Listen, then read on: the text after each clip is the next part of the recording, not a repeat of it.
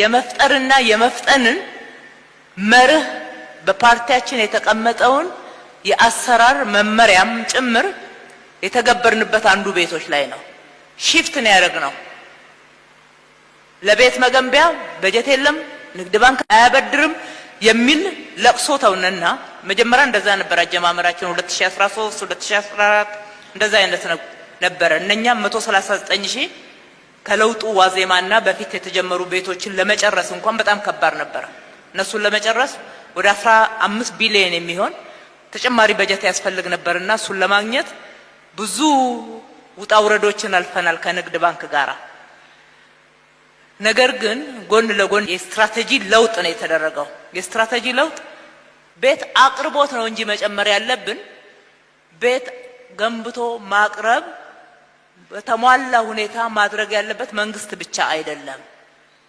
የግል ሴክተሩ መስራት እንዲችል ምቹ ሁኔታ እንፍጠር፣ መሬት እንስጥ፣ መሰረተ ልማት እስከዛ ድረስ እንስራ፣ የሚሰሩትን እናበረታታ።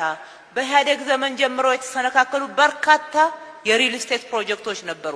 ሰብስበን እንደራሳችን ፕሮጀክት ቀርበናቸው እንዲሰሩ ምቹ ሁኔታ ፈጠር። ከተማችን ላይ የቤት አቅርቦት ጨመረ ማለት ነው። ሁለተኛ በጋራ እንስራ። ፓብሊክ ፕራይቬት ፓርትነርሺፕ የሚለው የመንግስትና የግል አጋርነት በአገራችን አዲስ ነው፣ አዲስ አሰራር ነው። ለዛ መተማመን እንድንችል በትንሹ ጀምረን በህጉ መሰረት ወደ ትልቁ ዘንድሮ ከ100,000 ቤት በላይ ከነሱ ጋራ ጀምረናል ማለት ነው።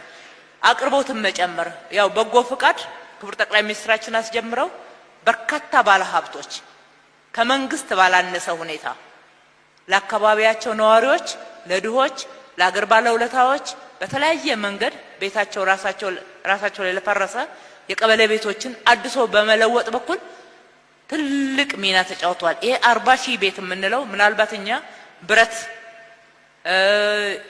ኳሪ ሳይታችንን ድንጋይ አቅርበን ይሆናል፣ መሬት አቅርበን ይሆናል እንጂ ፒውርሊ የከተማችን ባለሀብቶች የሀገራችን ባለሀብቶች የተሳተፉበት ነው። ከሁሉ በላይ ደግሞ የከተማችን ነዋሪዎች የነዋሪ አቅም በጣም ትልቅ ነው። የነዋሪውን አቅም ካስተባበር እኛ ጋር ያለውን የበጀት ጉድለት በትክክል መሙላት የሚችል ትልቅ ጉልበት ነው። የአዲስ አበባ ህዝብ በማዕድ ማጋራት ይሁን የድሃ ቤቶችን በመገንባት ይሁን የአካባቢ መሰረተ ልማትን በትናንሹ በመስራት በኩል ሲደመር ትልቅ የሆነውን በመፍጠር በኩል ትልልቅ ድርሻ አላቸው። እሱን ሪኮግናይዝ ማድረግ ነው። እሱን መልሰን መሸለም፣ እውቅና መስጠት፣ ማበረታታት፣ ሰርታችኋል ብለን አሰርተን አንሻማቸው ማለት ነው። እነሱን አሰርተን እውቅናውን የምንወስድበት መልሰን እኛ ከሆነና እነሱን ስማቸውን የማንጠራ ከሆነ ምንድነው ትርፉ የሚሆነው? ለነሱ አትሊስት ለቢዝነሳቸው ለስማቸው የሰሩትን ስራ እውቅና መስጠትና ለወደፊቱም ቢሆን ህዝብ ፊት የሰሩትን ስራ ለአክብሮትና ለተጨማሪ ቢዝነስ ይጠቀሙበታል። ፕሮሞት ማድረግ ይገባናል ማለት ነው። አንዱ እኛ የጠቀመን እሱ ነው። ፕሮሞት እናደርጋቸዋለን። በየአመቱ ይወዳደራሉ በከፍተኛ ሁኔታ ፕላቲኒየም ተሸላሚ፣ ልዩ ተሸላሚ፣ የጎልድ ተሸላሚ እያለ ልክ እንደ ግብር እውቅና እንሰጣቸዋለን። በትናንሹ ደረጃ የተሳተፈውን ህዝብ ደግሞ በየሰፈሩ እውቅና እንሰጣለን። ይሄ እየተደማመረ የበለጠ ለመሳተፍ በጎ አገልግሎት መስጠትን ወደ ካልቸር እያመጣው ነው ያለው ማለት ነው።